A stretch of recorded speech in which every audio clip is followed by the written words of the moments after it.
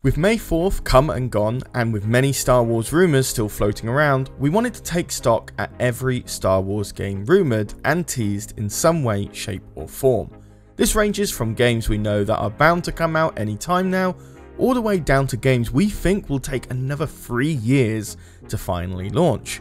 We have a lot of games to go through, so I'll keep this short. Be sure to like the video so it really helps us grow, and over 50% of you who watches our videos aren't subscribed, so be sure to hit that subscribe button so you never miss out on any Star Wars gaming news. But with that out of the way, let's dive right into the video.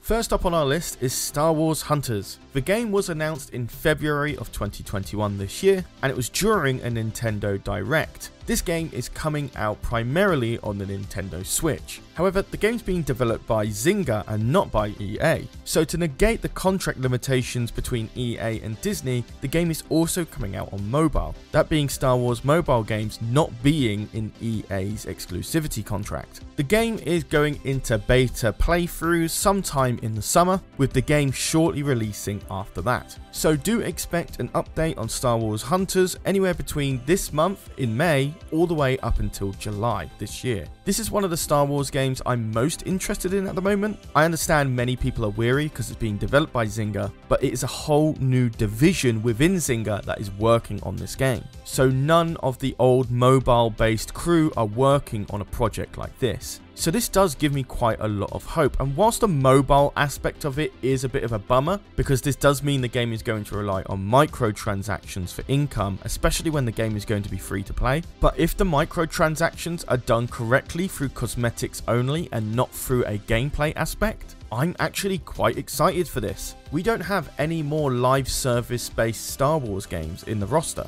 Yes, you can include Galaxies of Heroes, but that is a very pay to win style of game, primarily for mobile. Not to mention that Star Wars Squadrons was never meant to be a live service game, and as for Battlefront 2, their live service got shut down last year. The difference with Star Wars Hunters is that it was made for Nintendo Switch in mind, which definitely draws us further away from the play to win scheme, especially when you look at the job opportunities as mentioned in our previous video that focus on Star Wars Hunters. Zynga wants to make this a AAA experience, a far reach from what mobile games can actually do right now. So I'm actually really excited for this project. And I get it, there's a lot of things going against this game, but I think it will actually surpass people's expectations. Up next is another confirmed game coming out this year, LEGO Star Wars The Skywalker Saga. Yes, this game was originally supposed to come out in April 2021, but was delayed with no expected release date after that. This suggests the game needs a lot more development than they initially thought, and it probably means the game is not really that close to gold status. So my theory is you'll get a LEGO Star Wars Skywalker Saga release date during E3 this summer, and that release date will probably be fall of this year. LEGO The Skywalker Saga is certainly a very interesting game. It is certainly going to be the biggest Star Wars LEGO game of them all, as the game is spanning over 9 films. The original trilogy, the prequel trilogy, and the sequel trilogy. That's an awful lot of characters, environments, and gameplay to get done. I have no doubt that this game is going to perform really well. Despite some of the shaky sequel trilogy LEGO Star Wars games, there's been a fanatic cult surrounding LEGO based Star Wars games from the past. And with all the teasers that have come out about the game, there is no doubt that I think this will perform really well. Next up is EA Battlefront's spin-off project. Many people have confused this project to be Battlefront 3, but we've had many confirmations that Battlefront 3 is simply not coming anytime soon. Do I think EA will do Battlefront 3? Yes, I do, but it's certainly not going to be in the next 3 years. There's heavy rumours suggesting that the game is a spin-off from the single-player campaign for Battlefront 2. The reasons for this theory is that the motion and voice actors for Iden Versio, Admiral Garrick Versio, and Del Meeko all have reportedly come in to do some motion capture work. All 3 actors have done a little bit of leaking and conversing between each other on Twitter, suggesting that this is going to be focused on the Inferno Squad. And with the massive success of Jedi Fallen Order, many are believing that EA is shifting a little bit more towards single player experiences again. So this spin-off could definitely be a AA or AAA experience, dabbling in more storytelling for Star Wars. And this is certainly nothing new, considering there is a novel under the same name that was released in 2017, the same year that Battlefront 2 came out. Whether or not the spin-off will follow the events of the book, or it will give a new telling or a sequel to that, we'll just have to wait and see. I know many people will probably be very disappointed with that news, especially when there is a lot of people wanting Battlefront 3. You have to remember the Battlefront engine was developed all the way back in 2015, making it a little bit redundant considering that we've got a new generation of consoles landing into the market. So it's either they're repurposing the engine for next gen use, or they're building something from the ground up and releasing it way past 2024 so it doesn't interfere with the releases of, say, Ubisoft's game or the potential Mandalorian game.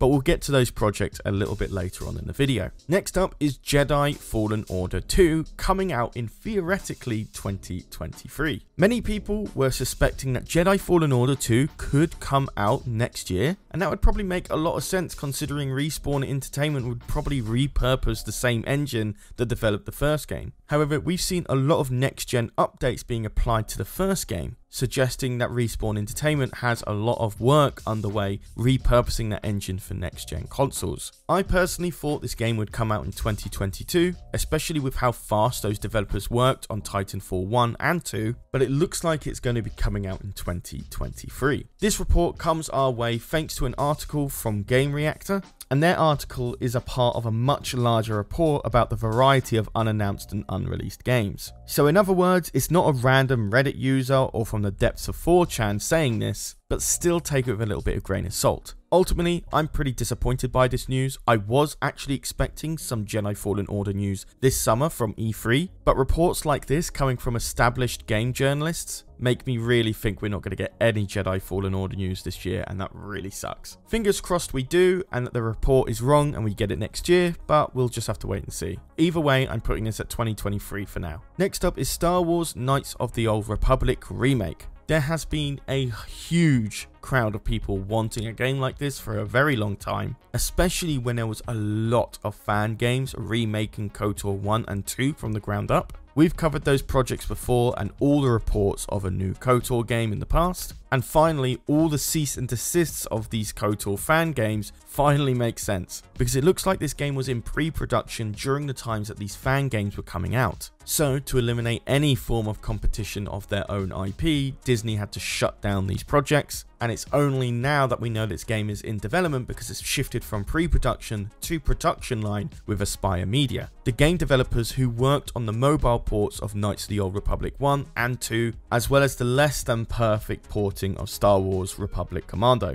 But definitely do not give up hope. Aspyr Media knows this game is probably their biggest project to date, and with so many insiders frantic to get this news to the public as soon as possible, I think they finally understand just how important and big this project actually is. So fingers crossed they're able to get the resources together to make this project absolutely amazing and bring KOTOR finally to canon. After reading numerous articles and trying to piece all the news together, I definitely think this game is in very early production stage, and my guesstimation is probably going to be around 2023 or 2024. However, I'm leaning more towards the 2024 timeline because of our next game. The Ubisoft open world Star Wars project is our next game in the lineup.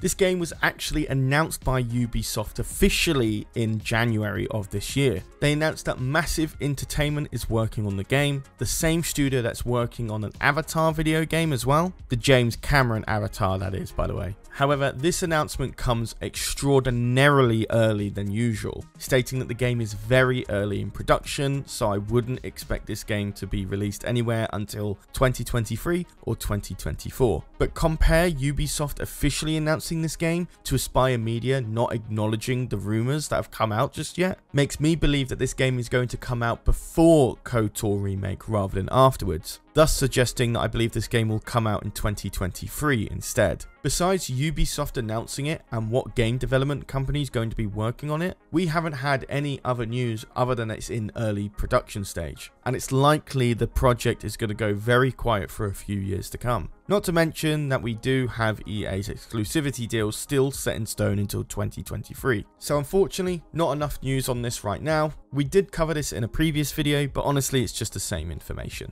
And finally, our last game on the list, the Mandalorian game. This is very early news so far, and the only confirmation of the game comes from an insider accidentally leaking the information far too early than he was supposed to. We covered this in a video very recently, so if you want all the information on this project, you can click the info card in the top right or in the pinned comment down below. But because there is such little information other than a confirmation that it exists, there's not really much I can give you right now. Because of this, I don't even think this game has come out of pre-production yet. Disney has only just realized how much of an impact Mandalorian has made in the past 2 years. So if the company was fast on their feet, this game is probably already well into pre-production, but if they weren't, it's probably just started it, making me think that this game won't even come out in 2024 and it'll probably be even beyond that. This does make me a little bit weary because they are pumping out Mandalorian seasons yearly. They might wrap up the show as early as season 4, just before the Star Wars film Rogue Squadron comes out the year after. But these are just speculations and theories from all the news that I've read. And even if that is true, that means the Mandalorian game won't come out 2 years after season 4. And we haven't even got season 3 yet. So that is still up in the air. I don't know if it's a AA game. I don't know if it's just AAA game. It could be a mobile game. But that is the furthest reaches of what we'll get in Star Wars gaming all the way from 2024 and onwards. Well, that pretty much wraps up our video on all the Star Wars games coming from 2021 all the way to 2024. What's your thoughts on the roster of games? Do you think there's not enough, or are you actually excited for some big titles that will eventually come out when EA's contract is finally finished? Let me know your thoughts and opinions down in the comments below. I read all of them, and I'll try to get back to some of you as well. But with that all said and done, I've been Charlie, you've been watching EcksToo, and I'll see you in the next video. Take care, guys.